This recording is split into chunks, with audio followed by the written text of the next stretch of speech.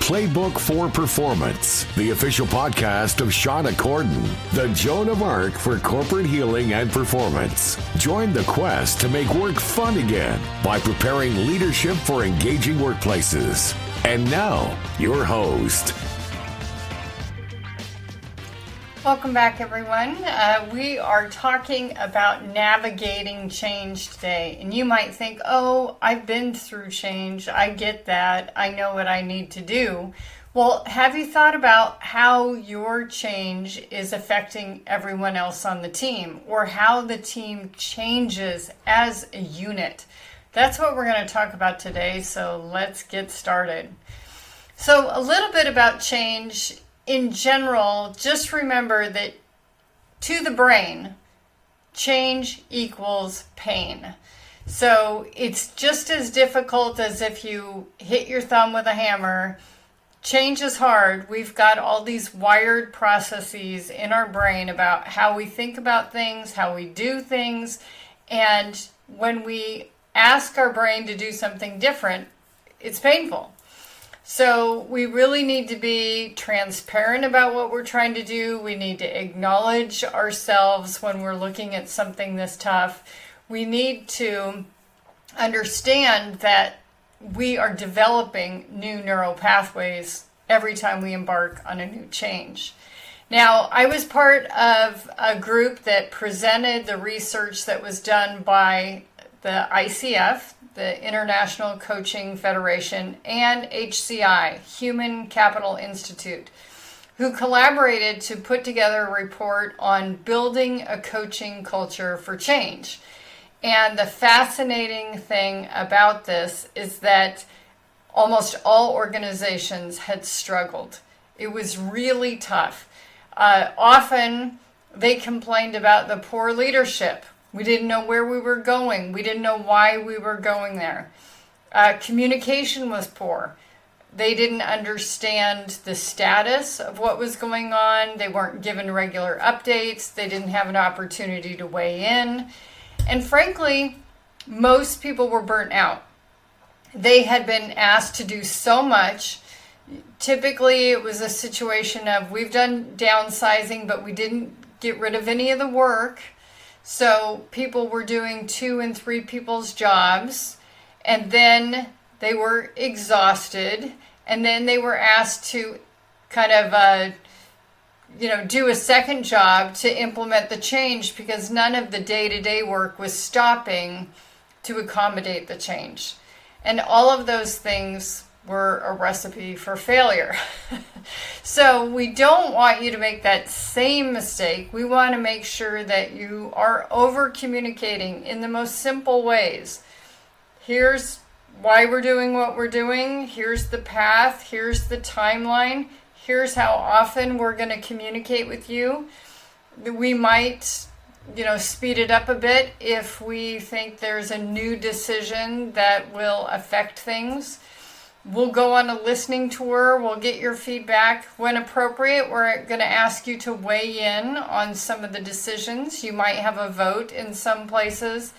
And here's the things we're going to do to kind of relieve the pressure on you in terms of your day-to-day work, or we're going to add additional staff or contractors, or we're going to automate some of these things to make life easier for you so that you can make room for this new change. All of that communication really needs to be done well. And oh, by the way, that's leadership. Leadership really articulates the vision and then connects the dots for each individual person in terms of what's expected of them and how their work contributes to that vision. So important. And yet, we forget to do that. I think as leaders, we are so used to the change before we announce it. We have been weighing this decision for months. We've been evaluating the data. We've been seeing what's happening in the marketplace. We have recognized the need to move. And so once we have a strategy, we announce it to the masses and we expect them to get on board. Well, don't forget it took you months to kind of realize this was the path, this is where we were going. And it wasn't easy. You had some sleepless nights if it was a major change. They have to go through that change curve too. So they are still going to have some denial, some anger, some bargaining, all of those things before they're fully on board and accepting the process at hand. So your job as leader is to acknowledge that, have some compassion for what is happening to them, recognize that you went through it, you just went through it 6 months ago or 9 months ago, whenever that decision was made. Do recognize, depending on your team members, they have a particular change intelligence style. So this comes from Dr. Barbara Troutline. Change intelligence, people are wired for change in different ways. Some are very intellectual. They're approaching it with their head. They're looking at how this is all going to happen. They understand it from that perspective. Others look at it from the people perspective. They're very heart-centered. They look at this in terms of how is this going to impact the people and what can we do to accommodate them, and how do we work with their challenges and feelings, etc. And then there's the implementers, those people that work with their hands, that get all of this stuff done. And based on how you're wired, you have a personality type when it comes to change. The key thing is for you to recognize it, learn how to manage yourself so you can manage others, and of course manage teams. And all of that requires adapting in a change intelligence style. So recognize that how your team members approach a given change is going to be different based on their style. And if you want to learn more about taking the change intelligence assessment, the CQ assessment, let me know and I am happy to set you up. So recognize when it's important to involve your team. Are you going to have them help with the nuts and bolts of the design? Are you going to solicit their input since they're the ones that are doing the nitty-gritty tasks each day? If you aren't, why not? And explain to them why not.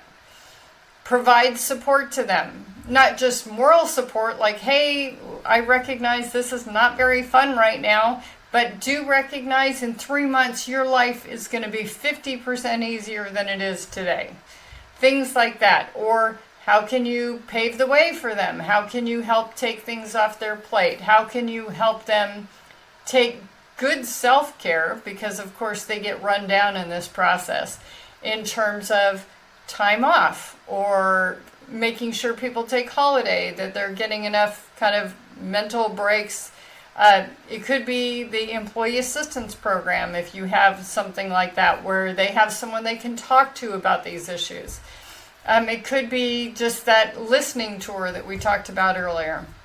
And finally, leading by example. This whole idea of we're going through change, here's the timeline, here's the communication, and really adhering to that, being accountable to the organization about those changes that are happening. And then, of course, monitoring the progress. Note if you're off on dates, acknowledge it, atone if you need to. Those are all really important things that come with the process of change. So I mentioned earlier the things that can go wrong that really sideline a project or sink an implementation. Well, the good news is that those 3 major issues that I mentioned before are actually the things that help projects succeed or change succeed as well. Leadership, communication, employee resilience. And this is a good space for me to talk about. Coming up, we are introducing a new employee resilience app. It's all going to be about resilience and strategies to do so. There'll be lessons for people to partake in. And we need beta testers. We would love to get your name, get your number. let us know if you'd like to be a beta tester for the app.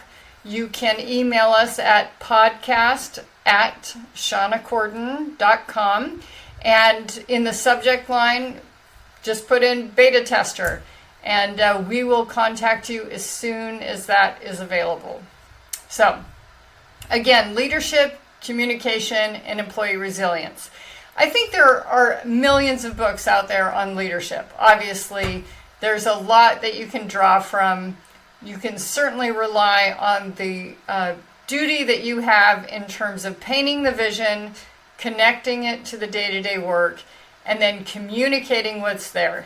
Those things are crystal clear in terms of timelines, expectations, etc.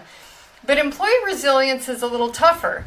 Everyone's different. Some people have really good discipline. They have good, what we call hygiene and coaching in terms of sleep, nutrition, stress management, etc. And others don't. Others have very weak boundaries. They don't have good standards. This is where your situation may really struggle if you don't have good employee resilience to help bolster and bring that project or that change across the finish line. So stay tuned. Keep in contact with us. We'd love to have you as a beta tester. So what are some strategies? What's some homework that you can do to help your team when it comes to navigating change? First one, we said clear communication. Come up with a communication plan, including strategies, key messages, channels. Is it going to be a broadcast email that a lot of people ignore? Will it be in-person coffee talks? Are you going to have announcements on Slack, things like that?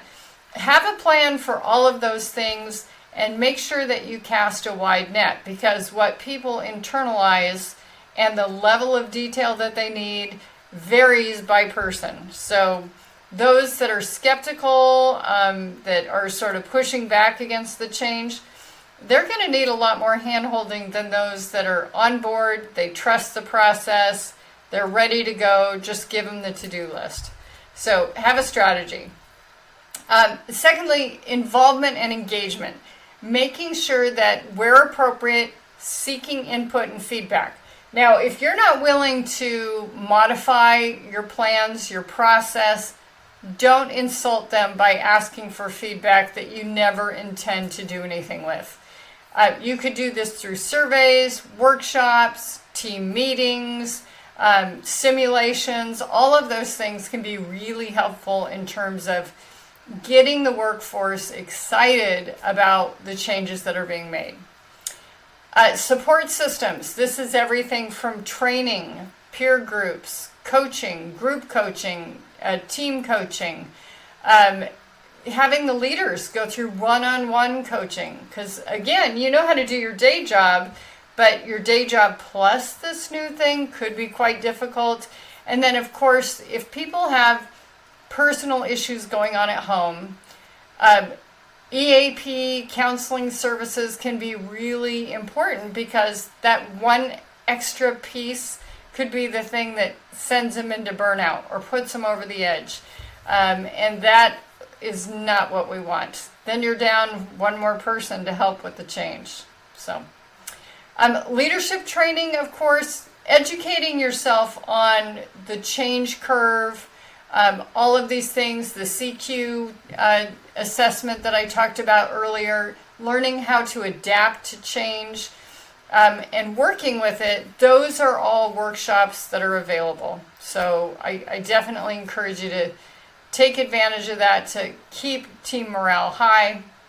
And then finally, progress monitoring. How are you going to monitor the change initiative's progress, communicate that progress, all of those things to make necessary adjustments as you go. So next time we're going to be talking about performance management, and the reason that we're tagging on performance management after adapting and dealing with change is because once you've made the change, you had all these expectations to go with it. So think of it as, let's say you lost 20 pounds and you had all of these strategies. You're going to declare to the family you're not going to have treats, you're going to exercise regularly, you're going to have your 10,000 steps per day, you're not going to have seconds. Those were all your strategies to get there. Once you've achieved it, then how are you going to maintain it? Those are different things. And so when it comes to implementing your change, is it performing the way that you had hoped? Does it have the results that you had promised or were promised? And how are you going to keep true to that? What are the measures that you're expecting? What's the maintenance effort? All of those things. So we're going to talk about that next time. So be sure and join us. Of course, if you're watching on YouTube, we love the thumbs up. We love comments. Drop any comments in there. We can get back to you. We would love to address your concerns in an upcoming podcast. If you're listening, please give us a 5-star review. We are always super happy about that. In fact, we send books. We want them to be sincere, of course. But you can get a signed copy of my book when you send a screenshot of that and email it to our podcast at shawnacorden.com. Don't forget, we can help you with this change journey. We do team coaching and workshops, including on the topic of change and the CQ system. So, until then, we'll see you next time. Take good care.